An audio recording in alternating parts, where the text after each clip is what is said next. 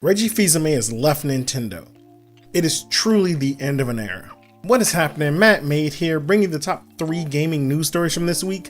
Let's get into it. Now first up, we have Call of Duty Black Ops 4 has added loot boxes into the game. Now with the latest update and the start of the next season, Black Ops 4 had something snuck into it that was unexpected yet unsurprising. Loot boxes. The Grand Heist event dropped and started this week, and apparently Treyarch and Activision snuck in these loot boxes. Now, there are already like boxes and gear systems and microtransactions, but now there are premium loot boxes. There are now these reserve crates in the game that you can buy for about $2, and they give you 3 items at random. So RNGesus for the win, I guess. What's funny about this is that the patch notes didn't make any mention about these loot boxes, any mention of even hinting at this was gonna happen. So they snuck it in under the radar because they knew exactly what the backlash would have been. With the current air around loot boxes and microtransactions,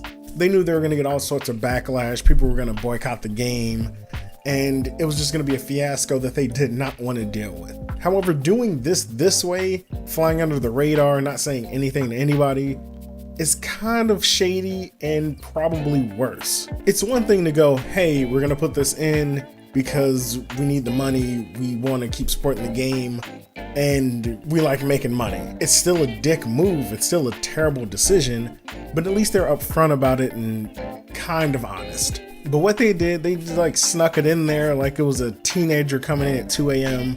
and they're way past curfew. They just tried to slide in there and not wake up the parents. And it's stupid, it's terrible, don't do that. Now, many people on the internet are making fun of the name of the event, you know, the Grand Heist. So the heist is just stealing your money. It's funny, it's so on point, and it's obvious. It's way too obvious what they're doing. I don't know what Activision's trying to do anymore. They used to be a beloved company. They used to come out with the Tony Hawk games. They used to come out with Spider-Man games. They were just an enjoyable publisher, and you love them for the games they made. Nowadays, cash grabs, cash grabs, cash grabs. That's a lot of the industry these days. And this is yet again another instance of the games as a service model going badly. There are ways to implement games as a service that work. There are ways to make this interesting and fun and financially supportable. However, not like this. Just not like this, Activision. But we'll see how people actually react to it, if there's a huge outrage, or if them slide this under the radar actually worked for the most part. I really don't like it. I know many others don't like it, but what can you do? Activision has made their decision, and Treyarch just has to jump. Now, this is a sad day in gaming. The gaming industry has lost another juggernaut. Reggie Fils-Aime is leaving Nintendo. Now, before you start angrily typing on your keyboard saying, why, what did Nintendo do? It's his own decision. He's retiring, he wants to be with his family.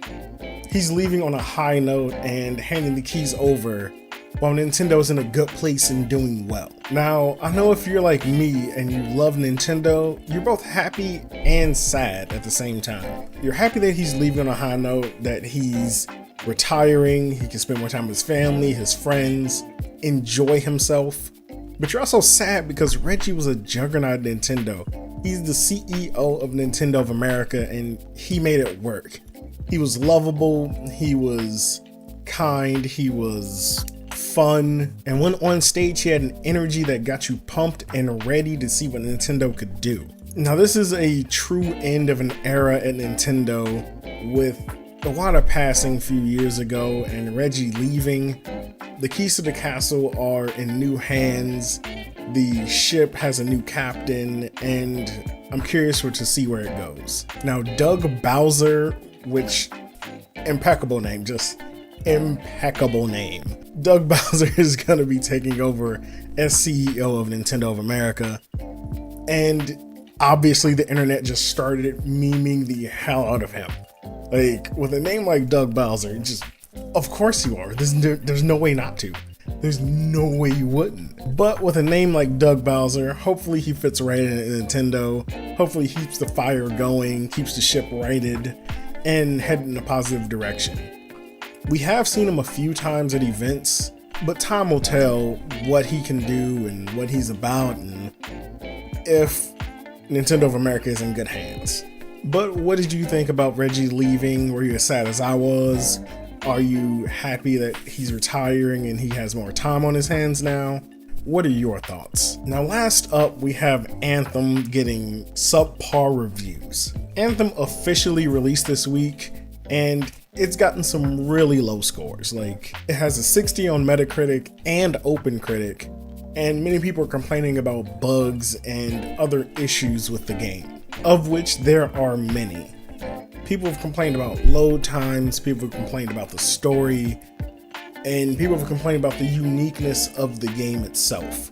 Now, the comparison to Destiny, they're obvious and unsurprising, as it's pretty much a looter shooter, but it's in third person, and it's pretty as hell. Like, it's another version of Destiny, or really another version of Mass Effect with a Destiny framework. Now, one major problem of note was the release schedule of the game. Like, EA released some weird, complicated chart about when you're gonna get the game, if you have EA Early Access, or Origins, or another version of Origins, or just on console. It was a really weird thing. So that probably confused a lot of people and turned them off of even trying to sort out the mess that was that game's launch schedule. But it really felt like the more you paid, the sooner you got the game. Also, the game had, gamers' favorite thing, microtransactions. So you could buy skins, you could buy palettes, you could buy like materials, and not only could you do that, but there are some timed skins and packs and colors that are really weird and pretty much pointless. Now, you can grind for the in-game currency for these, but some of the currencies are so astronomically high, you may just want to take a shortcut and pay the $2 or $5 or $8 for the skin you want before it leaves the store. It's a very aggressive policy and tactic in microtransactions and to get more money out of people. Now, we'll see how the game thrives, how it lives, what updates it gets, and if it becomes something deeper and more interesting. But until then, it's sitting at a 60, it's pretty hit or miss with people. So, word of warning to those who are interested like myself, but just on the fence. But that'll bring us to the end of today's show. Leave a comment down below telling me about one or all of the stories. I love to hear your thoughts, and I love talking to you and having a conversation. And don't forget, if you're a fan of gaming, consider striking that subscribe button and hitting the bell. This is Mattmade, and I'll see you Monday.